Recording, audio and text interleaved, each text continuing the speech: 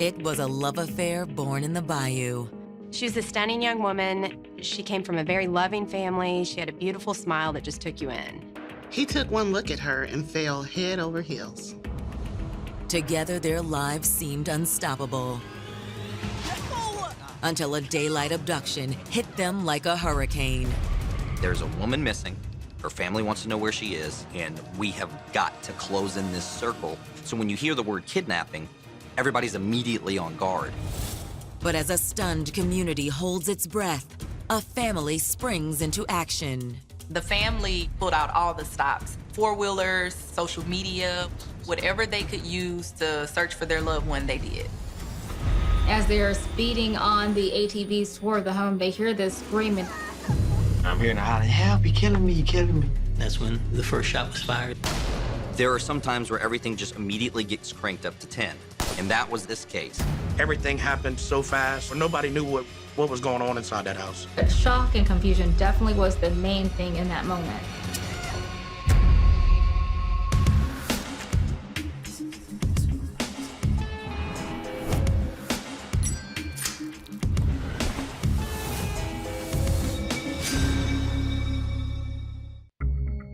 November 6, 2013.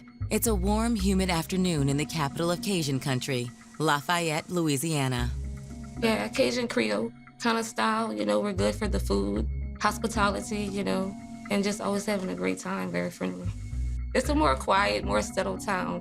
You know, it's not as fast as, you know, what the cities is. You know, it's more like a little quiet town, a little quiet place. You see everybody, you know everybody.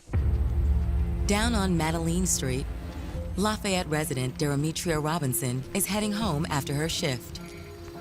It was a normal November day. I had just gotten off of work. It was just a quiet stretch of road. You know, there's a daycare, there's a salon, there's houses, so it was very unassuming on that road. On these roads and on these streets, these people walk out of their door and see the same thing every day.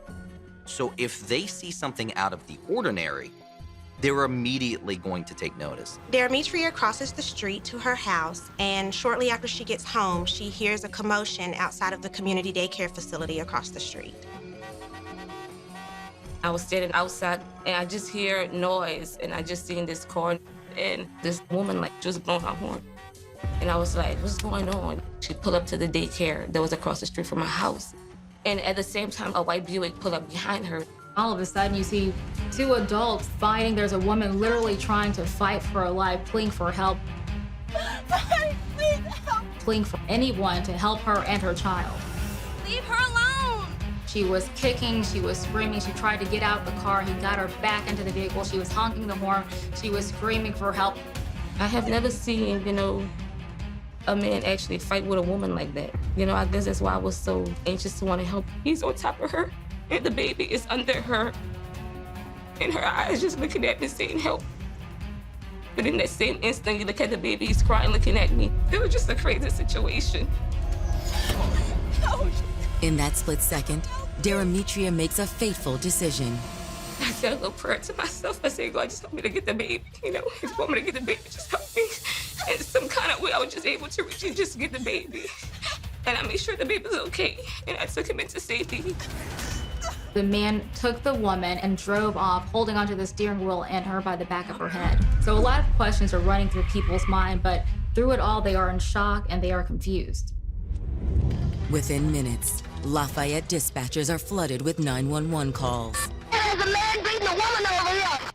Police race to the scene of the attack and are immediately thrust into an unbelievable manhunt, where every last second counts and where one young mother's life hangs in the balance between life and death.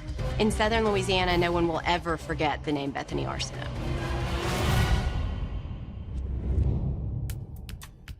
Born in 1983, Bethany Arso was raised in Duson, Louisiana, a small farming community on the outskirts of Lafayette. It's country. It's very country, and everybody's related. Everybody's related in the area. Everybody knows everybody. Everybody watches out for everybody. So everybody knows, it's not being nosy about what's going on, but everybody's aware of what's going on with everybody in the area. The Arso clan was no different, and Bethany grew up surrounded by a large extended family. She had this big, tight-knit family. There were always lots of cousins and friends around, cookouts, family dinners, and they genuinely loved and supported one another. By the time Bethany entered high school, she had grown into a beautiful young woman with electric eyes and a magnetic personality. Bethany was really a strikingly beautiful young lady. She was 5'8", had these glowing eyes, and just exuded an alluring, attractive energy. She was smart, sweet, drop-dead gorgeous, and of course, more than one young man found her irresistible. Like a lot of young women her age, after high school, Bethany dated a few guys, but true love remained elusive. During her early 20s, she worked and had a couple of boyfriends, but for whatever reason, those relationships didn't work out. She came from a great family. She wanted a family of her own someday, but of course, it's not always easy to find Mr. Right, especially in a small town. But then in 2010, at the age of 26, Hey, Bethany. Bethany ran into an old family friend, My friend Scott, right? Yes. Scott Thomas. Scott and Bethany had met a few years earlier. He was friends with her cousin Marcus, and her brother Victor knew him. How you doing? I'm good, how are you? I'm good. Long time no see. Like Bethany, he was 26, hardworking, and came from a good family in nearby Leonville, Louisiana. Scott was charming, funny, and sweet. And best of all, he was single like her. So when you gonna hang out? We're hanging out right now. I'm talking one-on-one time. So. I hope it's sooner than later. Given Scott's history with her family, there was a real comfort level between them. Bethany felt like she could trust him, that he was a good guy, and when they went out together, they just clicked. Their connection was just electric and immediate, and Scott just couldn't spend enough time with Bethany. He was a guy in love. They were both young, good-looking, and fun. They spent a lot of time together. Within a few months, Scott and Bethany moved into a home together in Leonville, Louisiana, about 30 miles from Bethany's family. This is what Scott wanted. He wanted them to live together. He wanted them to build a family together. A wish that came true in 2011 when their son Jackson was born. Scott and Bethany had a beautiful little boy, and like any couple with a new baby, at that time, they were very, very happy together. But as much as Scott and Bethany adored their son, life under the same roof wasn't always perfect. Scott loved Bethany very much, but he could be a little emotionally up and down, a little suffocating, and on top of all that, Bethany was used to being closer to her family and was feeling a little disconnected. Ultimately, in June of 2013, they both decided it would be best if they went their separate ways. Scott stayed in Leonville, and Bethany went back to Tucson to be closer to her family. They shared custody. Bethany had primary custody, but Scott was definitely in the picture. Bethany was working with him. You know, he was seeing his son. She just didn't want it to be involved with him on an intimate level. Honestly, it seemed like they were back to being good friends, family friends, who just so happened to have a beautiful young son together. But just when it seemed like Bethany and Scott were back on even keel, a shocking chain of events ripped their lives apart. It begins that fateful November day in 2013. Here is this beautiful young mother attacked and abducted in broad daylight. It was just a crazy situation. A situation that would leave a community holding its breath and wondering what kind of monster might be lurking in their midst. This was the third abduction in a year in the community, and there was a real fear that the same person was responsible.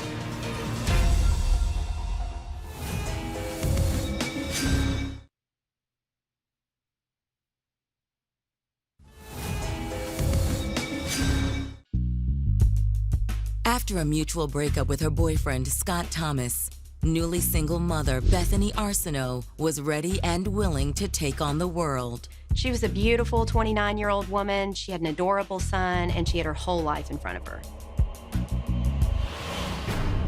But just as life was looking up, an unspeakable horror rips Bethany's life apart. On November 6, 2013, Bethany was violently abducted outside a daycare center in Lafayette, Louisiana.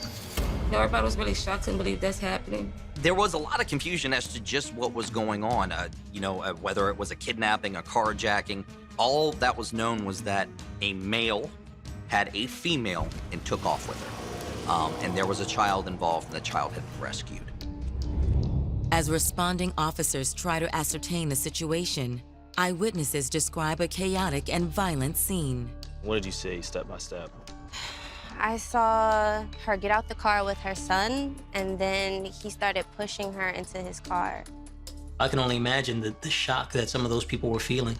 I'm sure multiple calls were made to 911 about what was happening there. They said that there was an African-American male between 5'10", 6 feet tall.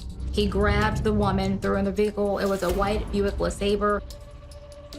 It happened like so fast. I don't even remember seeing his face. He had on some white shoes or whatever, but I don't even remember looking at him in his face or anything. The only thing that really sticks in my head is that girl eyes. The police put out a statewide APB on the vehicle, but they only had a vague description of this man, and they had no idea what his motivations were. And as for the car at the scene, police trace it back to Bethany Arso. People don't know if these two know each other. Is this just a random guy? Is he someone who escaped from prison? Or is he a rapist? So many things could have been going through their heads. You never know what could have happened to that woman, or to Bethany. But as questions about Bethany's abduction begin to swirl, investigators are forced to face a sad new fact about life in Lafayette. Lafayette is a pretty safe town. Like everywhere, it's got its good areas and its bad areas. But in the last few years, there have been some very upsetting crimes involving young women. Mickey Shunick, a young woman riding her bicycle one night, she was forced into the vehicle. But that was one of the biggest cases here. Unfortunately, she was found in a shallow grave out in the middle of nowhere. The Mickey Shunick case was a case that resonated with a lot of people. So when you hear the word kidnapping, everybody's immediately on guard. And they're thinking, what's the information that we need to know? What do we need to be on the lookout for? But Mickey Shunick wasn't the only young woman to vanish from the area. 16-year-old Keosha Felix also went missing in April of 2012. And Keosha's case has even more parallels with Bethany's. Like Bethany, Keosha was from Tucson, Louisiana. She was also mother of a 1-year-old. She vanished into thin air. The majority believe that she was either kidnapped or held against her will. The answer as to where is Keosha Felix is something that the community as a whole is still asking. It was right around the time of Mickey's disappearance. The two were correlated to some degree. Consequently, authorities fear Bethany's abduction may not be an isolated incident. This could be part of a pattern. It could be the work of a serial kidnapper, or even worse, a serial killer. So in this instance, police have information about other missing persons cases in the area. They have details about these cases that the family members don't have that may be relevant to this case. And they have to seriously consider, are these crimes related? I think that's when everybody was alarmed that it really was a scary situation. As the search for Bethany intensifies, news of her abduction rolls across the local airwaves. Our thought was, here's a missing person, here's a family that needs help. Let's get them the help they need. You immediately jump into the mode of, we need to find out what's going on because, we cover a lot of news here, but we live next to these people. We know these people. We're related to some of these people. We call these people our friends. It just made you wonder what was going on. And after I found out there was a little boy involved, it was just the sense of having a little boy of my own. What's gonna happen to him now? Is his mom gonna be found? What's gonna happen? And then that's when it takes on a different aspect. As fear spreads through the community, detectives reach out to the Arsenault family to inform them that Bethany has been abducted. Their loved one was missing and they had no earthly idea where she was. When you have a very close member of your family that's in that type of imminent danger, you want to do what you have to do to find her. They were going to do everything in their power to find her, one way or the other. There's a woman missing. Her family wants to know where she is. And we have got to close in this circle. In a community where blood is thicker than water, there's hope that Bethany's family will be able to find her. But with a trio of young women now missing, would their efforts be too little, too late? I just thought in my mind that she was dead.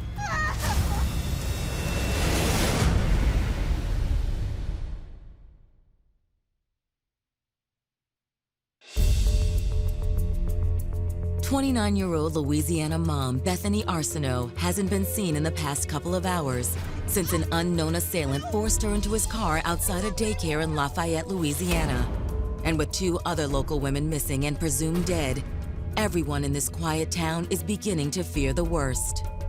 Everyone's extremely worried about Bethany. This is a very public kidnapping, a very violent event, and no one knows where Bethany is, who did it, or even if she's still alive. If it is a kidnapping, there are 2 people involved. There's the kidnapper and then there's the victim. The sooner you can find out what's going on, the sooner you can close in that circle of where they are to try to figure out where those people might be. With the clock ticking, Bethany's family hits the streets in search of their missing loved one. She came from a large, loving family. I mean, you know, the number of people out there searching for her, you know, not giving up hope. They knew that also she was a fighter and wouldn't give up. Hello? Hi. This is my cousin Bethany. She's been missing since yesterday. Have you seen her? No, I haven't. I know y'all from around here, though. Such a good family. Let me know if there's anything I can do to help. Thanks. It was a large-scale effort. You did have Lafayette Police, and you also had the Lafayette Parish Sheriff's Office searching for her. And then the family was really doing a full-scale search. The family is doing everything that they can. And also, it's been publicized by then. So all of the media has, you know, we've had it in the paper. It's been on television. The police have put out alerts, you know, with a photo of Bethany, information about the car. So it's a community effort. While Bethany's family goes door to door, investigators are still looking into the possibility that her case could be connected to the disappearances of Mickey Shunick and Kiosha Felix.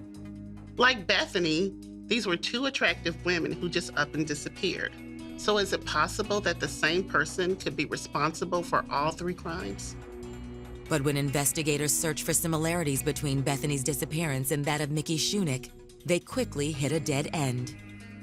Right away, they can eliminate any connection between Bethany's case and that of 21-year-old Mickey Shunick because a registered sex offender had been arrested and charged with Mickey's death.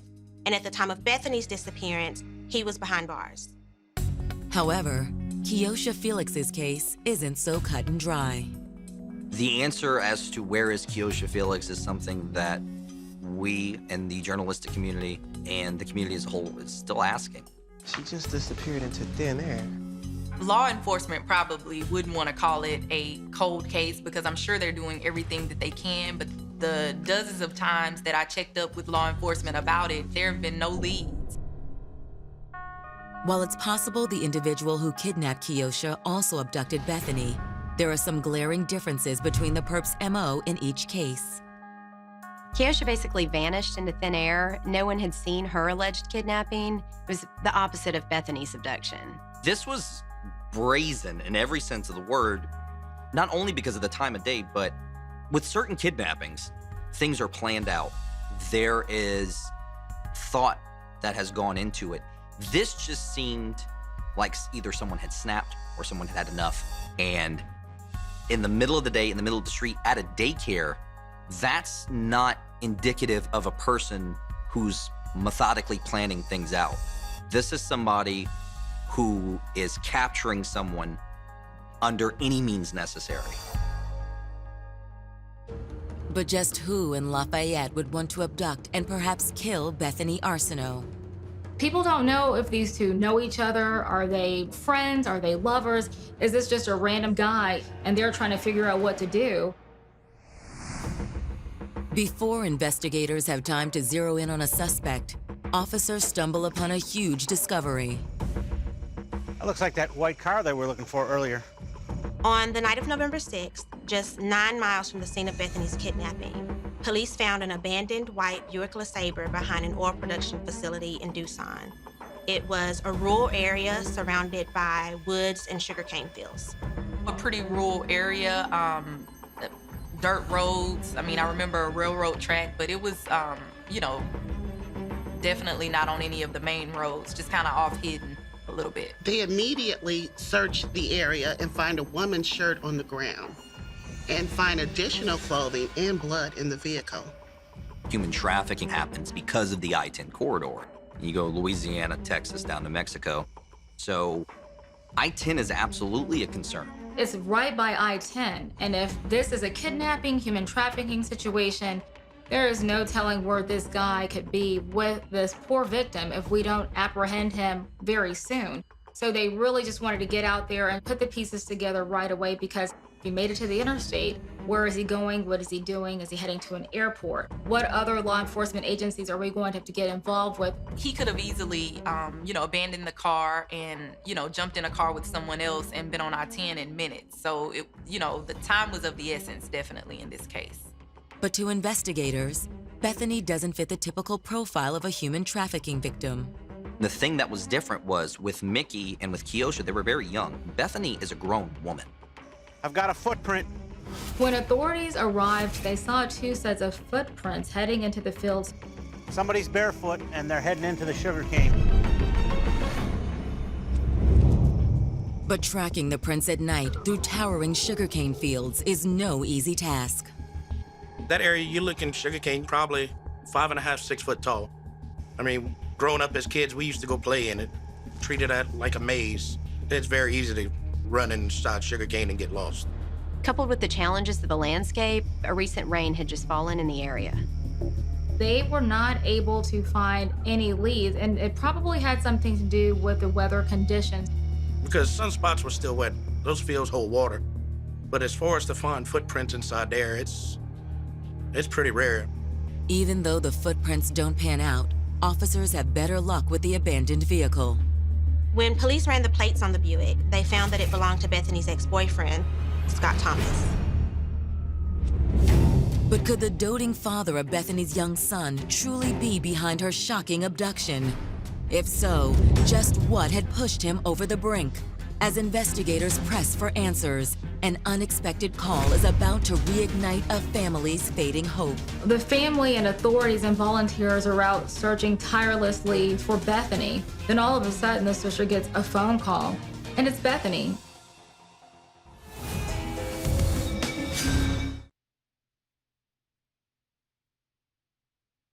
Police in Lafayette, Louisiana have just made a disturbing discovery in the search for beautiful mother Bethany Arso, who has been missing for 3 hours.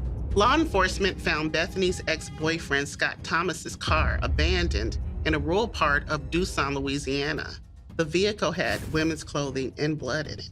When the authorities did find the car, they did see some footprints. They kind of followed where that went. However, the footsteps did not lead them in any path to locate Bethany or Scott or have any clues as to where they ended up. While authorities intensify their manhunt, investigators try to determine what may have sparked this violent abduction. As detectives speak to Bethany's family, they uncover a troubling truth. Bethany was in a relationship with Scott, and it was a violent relationship. So she had to basically put her life in danger of sorts whenever she met to pick up her child. It was like a really toxic relationship, that they really wasn't supposed to be around each other. To friends, co-workers, and the larger Lafayette community, this revelation comes as a shock. From the outside looking in, they looked like friends. Ex-boyfriend and girlfriend, but friends who cared about the well-being of the child they had together. Bethany's cousin Marcus tells detectives he was afraid for her safety. Marcus says that he actually moved in with Bethany because she had received threats from Thomas in the past. So obviously there was some tension there. Like his mood swings would be like quick, fast, in a hurry. It seems like he wasn't a bad guy. I don't think that anyone thought that he would take it to the extremes that he did. Bethany's brother Victor also describes Scott's jealous tendencies to detectives. Like, that's just how he was. Like, he was so, he was just insecure, I guess. It's just crazy. Just calm down. You think I'm stupid? God, what are you talking about? As soon as I leave, you gonna go to somebody else. That doesn't even make sense, Scott. You know what? I can't even talk about this. Nah, you ain't going nowhere. Scott! He's becoming more possessive. He was monitoring her every move, and when she wasn't there or where she would normally be, he would be there. He's definitely out to cause her harm. Said you ain't going nowhere. You hear me? He locked her in the home. When he didn't feel that she was doing what he wanted or she angered him, he choked her. He was very abusive and, struck her, threatened to kill her and her child, drug her by her hair. He was, known to have a pattern of violence. And how long did this go on? For more than 2 years, family members say Bethany kept the abuse a secret. But eventually, they began to suspect something was very wrong. She wouldn't go out, ever. She wouldn't do things she used to do. But I started catching on to it after I started hearing a little bit of things, There's a lot of shame and embarrassment for victims of domestic violence. A lot of times, the victim of the abuse is being told that it's their fault they're being abused, and they start to believe it. It's a very shameful feeling for them, and it's not uncommon for them to keep it from their loved ones. There was a lot of abuse, and she would leave, come back, leave, and come back. And she finally had enough in June, and she reported him to authorities because he threatened to kill her. Fearing for her safety and that of their young child, Bethany moved out of the Leonville house and filed a restraining order against Scott. She told me, I'm really scared because he really is crazy. Bethany had received threats from Thomas in the past, basically that he was stalking her, waiting outside of her house. She had to have her cousin come and live with her as a form of protection. Bethany moved in with her mother, but she had to return to Scott's house to retrieve some things. When she did, Scott made a scene. Law enforcement was called and Scott was arrested. He was like, Bethany, I'm gonna get you here. I'm gonna get you here. After his arrest, Scott was apologetic, and he made it clear to Bethany that he intended to change his life for the better, and he hoped that Bethany would allow him back in her life. We know that she was in a relationship that had involved domestic violence. She made a report to authorities. However, the person that she made the report against was the father of her child. She would leave, come back, leave, and come back, and she finally had enough. According to Bethany's brother, Victor, that was a bitter pill for Scott to swallow. He wouldn't tell me exactly, I'm a kill myself, but he would always I can't live like this. He just had in his mind, if he couldn't be with Bethany, nobody could be with Bethany. For detectives, it's now clear Scott Thomas is their man. But if Bethany is Scott's captive, they know there may not be much time to save her. No one even knows if Bethany is still alive. This guy sounds suicidal, and it's quite possible he's planning to kill Bethany and himself. Several hours into the search, when it seems the stakes couldn't get any higher, Bethany's sister receives an unexpected call. Hello? Oh my God, Bethany. Listen, I need you to take care of my son. Please tell me that you'll take care of my son. What? Where are you? Where are you? Just promise me. Bethany, where are you? Bethany. While it's reassuring to know Bethany is still alive, the sense of relief is fleeting. The sister doesn't know where her sister's calling from, what's going on, but those words, take care of my son, kind of implies hey, this is it. It's your responsibility because I'm not gonna be here anymore. But as one family's worst nightmare continues to unfold, another equally shocking development takes the case in an even more unbelievable direction. One of the younger cousins went to see the psychic. She said, don't go too far. Bethany is still in the area.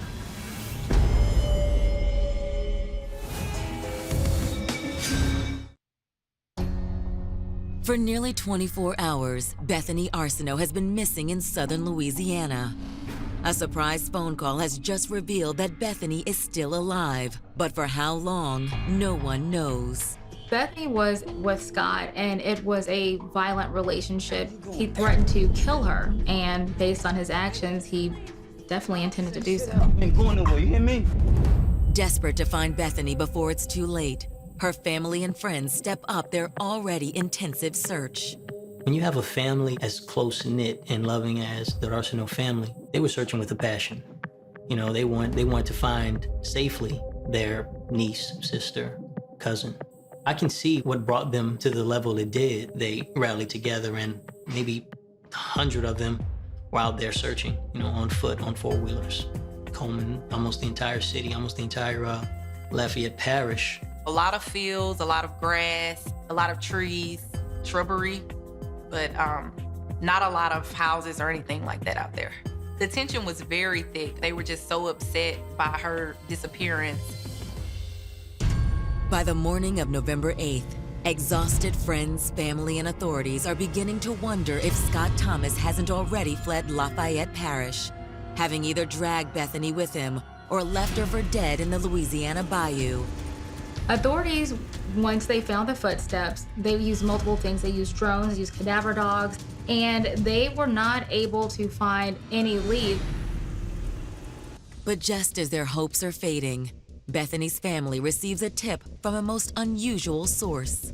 One of the younger cousins went to see the psychic, and the reading said that she was in the general area where the car was. They went to one of them card readers, and she called me, and she like, the reader said they never moved from that spot. They never left Doosan. He's in that area. They're around some water or something. The woman told them to look by a body of water. Heeding the psychic's advice, Bethany's family, including Victor and Marcus Arsenault, hightail it back towards the location where Scott's car was found 2 days before. There, they encounter a local resident named Kenneth Alleman. Howdy. What can I do for you, sir? Hey, we're looking for my niece, and we spoke to a psychic, and she said that she was not too far from where her car is, just like right up the way. She said something else about a body of water. Being from that area and knowing the little side dirt roads, knowing where the ponds are and everything like that, I decided to get on my four-wheeler and go see if I can help the family. They said one of her family members, he believes in psychics real good, and she told him that she was still alive and she was near a body of water. So that's why they proceeded to come back to Anderson Road. And when he said body of water, the first thing that came into my mind, they have a pond, which was about maybe 400 yards from there, which we called Anderson Pond. It was about the size of a football field, so it is a large body of water. So we figured that would be the next place that we needed to go. It's a little ways that way. I can show you if you'd like. Yeah, I appreciate that. Right, well, let's go. But on their way to the pond, the men run into a local farmer. Where y'all headed? Anderson Pond. We're looking for that missing girl. Ow. You guys checked all around these abandoned houses and everything? They said, yes, we searched all the abandoned houses on this road, but we didn't find nothing. And that's when he pointed to the house in the middle of the field and asked them if they had searched there. And they said, no. They said, we didn't even know there was a house there. At first glance, you'd never think that there was a home there. You know, it looks like a bunch of trees, bushes, overgrown grass. Even if you live out there, many people didn't even know where the house was. No one lives here. It's remote. It's behind a lot of trees and brush. Someone could easily hide here. I guess we'll check that first. It was kind of a weird feeling, almost like something you only see in the movies. We got there and everybody just kind of stopped and looked at each other and like, what are we supposed to do now? What happens now? Hey, check out the back. He was going towards the back of the house, and then that's when she started screaming. Hang up right here, okay? Hearing Bethany's cries for help, her cousin Marcus takes action. Marcus breaks it open, and at that point, he could hear Bethany scream. Bethany! Bethany, is he on? Where are you? Bethany! He had a knife to her throat and he started, stabbing her, in essence, in the throat and in the head. Scott, stop! Scott, stop! And at that point, he opened fire. Marcus! When she started screaming, everything happened so fast, and everything, the gunfire and everything, everybody scattering at the same time, everybody hollering for the police. None of us knew what was going on. Nobody knew what was going on inside that house.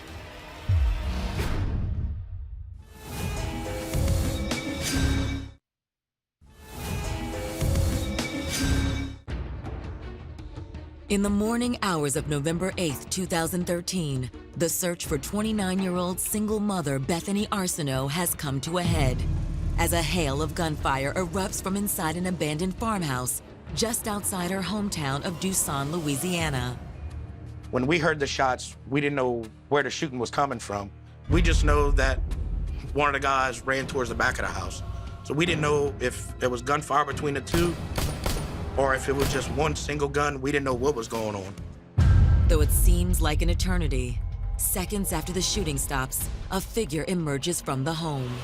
I noticed her cousin come around the corner with her, and everybody just, once we saw that, we just all kind of took a deep breath in. It was bloody. I mean, she had blood coming from her head and her neck and everything. We saw the knife wounds to her neck, we saw the knife wounds in her head, and we knew she needed to get to the hospital quick. Yes, ma'am. The lady that was kidnapped, Bethany, we have her. She's been stabbed in the neck. We need an ambulance. Where at? Anderson Road.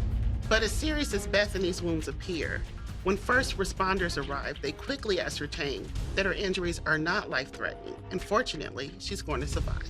Everyone is clapping, they're cheering, they're hugging each other. So it was a moment of triumph. It was an awesome feeling. And it was an awesome feeling to see how close-knit that family is, because they're a really great group of people. I mean, they were awesome. With Bethany now en route to a hospital, a team of officers cautiously enters the abandoned farmhouse. Clear right. Officers don't know if Scott Thomas is truly dead or if he's still alive, armed, and dangerous. Moments later, they find his lifeless body in a bedroom. Body left. Tango 7, starting major crimes and a detective, please. The scene is nothing short of pure carnage. There's blood everywhere. There are bullet casings everywhere. It looks like the shootout at the OK Corral. No pulse. Bethany's cousin, Marcus Arsenault, had in fact shot Scott Thomas 11 times. When Marcus eventually sits down with detectives, he describes why Scott had left him little choice. They kicked down the door, went into the bedroom, and there Scott was on top of Bethany, stabbing her. They tussling, which somehow, she's like, he's stabbing me, Mark, he killing me, help, he stabbed me in my head, he stabbed me. When the first shot hit him, he kept stabbing her. I shot him in the leg, I shot, and I hit him in the ribs. I hit him in the ribs, that's when he dropped the knife. He had to strike him 11 times before Bethany was able to free herself from his grip. That's how strong and possessive he was. He was being shot numerous times, but he was intent on causing her physical harm and killing her. But just how lucky Bethany is to be alive doesn't become clear until 11 days later, when she's able to speak with detectives. According to Bethany, it all began on the afternoon of November 6, 2013. So although she had a restraining order against him, she did have shared custody. This was a prearranged meeting, and as they would do whenever it was her time to pick up her son, they would meet in a neutral location. Apparently, as this exchange is occurring, he made some sort of advance towards Bethany. He was trying to talk to me and trying to hug me, and I was like, no, Scott, I'm leaving. He just went crazy. And I know how Scott do, and he was mad or whatever. So I seen him in my rear view. He was speeding, like following me, chasing me. So I went to the closest place I knew, and that was daycare. So Scott chases Bethany to the daycare. He's yelling, he's screaming, and he throws Bethany in the car just after a Good Samaritan is able to grab her son and takes off. Scott was able to snatch Bethany and throw her into his vehicle and drive off, holding onto his steering wheel and then grabbing Bethany's hair so she could not break free. He was just mad. You see what you made me do? You see what you made me do? He said, you ruined my life. He said, I'm gonna kill you. I'm gonna kill you. You ruined my life. Bethany says Scott then marched her through the adjacent sugarcane fields. They hid out in the ditch while the family, our police officers, roamed right up and down the street, feet away from them. Of course, he threatened to kill her if she was to make a sound. He basically drug her through the woods that first night of the kidnapping, and then eventually he drug her to this house. Bethany's time in that home was like a living hell. It was worse than prison. He watched her every move. There was a lone mattress in the corner of a room, very little sunlight, and I believe a jug of water may have been left behind for some years, I'm sure. The first night she was forced to sleep on the floor under a dirty carpet while he had a knife to her throat. I couldn't move, I couldn't do nothing because he would threaten to kill me and he kept saying he had a gun. He had a gun. And when we'd sleep, he would sleep with a knife around my throat. We didn't talk, he didn't want me to talk. Like, when I would breathe, if I breathe too loud, it's like he was paranoid. Like, he was so paranoid. Like, I couldn't breathe loud. He would get mad if I would breathe loud. Like, he kept saying he was hearing helicopters. Like, he was just so paranoid, so paranoid. I know that he kept her for those 2 days without any food or water. You know, torture. But Bethany says that even in her weakened state, she continued to fight for her life. The first day there, she was trying to go into the restroom, and she was like, you know what, I'm not gonna let this guy just, hold me here. So she got a curtain rod and tried to hit him upside the head. And, it just bounced off. Her second day, she was using the restroom, and she took a piece of wood and tried to break free by knocking out the window, but we caught her. The only privilege she had which was to use the restroom without him watching. He took that away, and he continued to watch her. To make matters worse, Bethany says that with each passing hour, Scott was growing more and more unstable. He would cry and say, "You should have just loved me." Why he just didn't love me? He would get angry. He would get mad. He kept saying he was gonna kill me, and then he was gonna kill himself. He just kept saying that if he couldn't be with me, he was, he didn't want me to be with nobody else. He said, "You're not gonna live no happy life." His emotions and mood varied. And even at one point, Bethany said he became paranoid. And she said that she sensed that he kind of regretted that it got that far, but it was too late for him to turn back. Throughout the whole ordeal, he made it known that his main intention was to kill her, but they were going to die together. Then, on the morning of November 8th, a glimmer of hope appeared. They woke up, they both heard the ATVs, and he was like, "Oh, it's your family, they're coming for you." And he put her on the bed, and he held a knife to her as the family neared, and then he said, "We're about to die." Bethany knows this might be her last chance to survive this ordeal, and she just starts screaming. All I felt was him trying to slice my neck. So I kept hollering, "Help, help, he's killing me, help, help." Moments later, it was all over. So Marcus kept saying, "Let her go, Scott, let her go." And he kept trying to slice my neck. And I kept hollering, "No, Marcus, help me, he's trying to kill me, he's trying to kill me, please help me." And Scott didn't say nothing. Lamar fired the gun.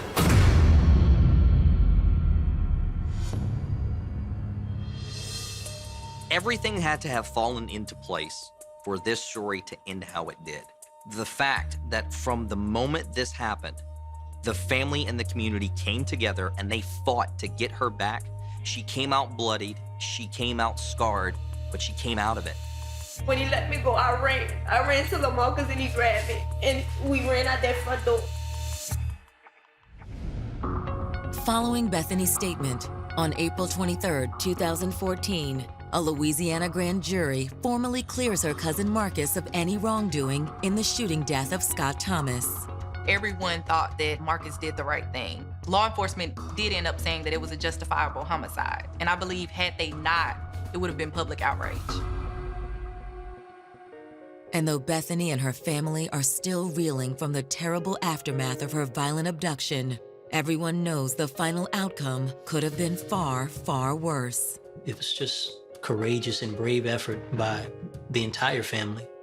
I believe that everyone thought that Marcus did the right thing. The fact that she made it out of this and, was saved by her family, reunited with her son, it's just the ultimate story of survival. Scott was hoping that he would die with Bethany. Throughout the whole ordeal, he made it known that his main intention was they were going to die together. It definitely was a case of, if I can't have you, no one will. It wasn't exactly a sigh of relief. They were ecstatic to have Bethany out of harm's way, but they were also apologetic for the Thomas family due to the fact that Scott was killed in the process of her rescue. Speaking to them, man, they were grateful. Always thanking God. Thank God this happened. We're so sorry that Scott had to die in the process. This woman, although what she had to go through was gruesome, got out alive. And that isn't an officer carrying her. And that says a lot.